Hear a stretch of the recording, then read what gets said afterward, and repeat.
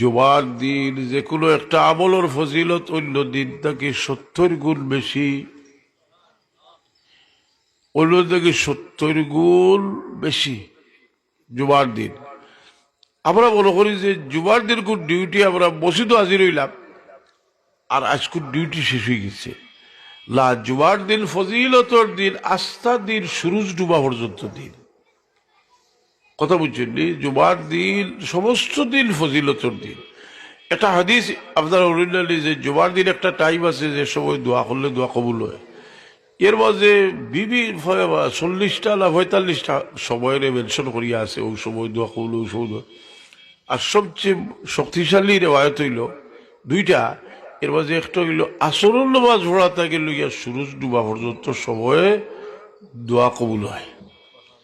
এতে বোঝা গেল জুমার দিন শেষ সময়টা বড় মূল্যবান সময়। জুমার দিন শেষ সময় বড় মূল্যবান সময়। এই দিন খালি মূল্যবান আমরা বেটাইতে লাগি না, এই দিনটা বেটির লাগিও মূল্যবান।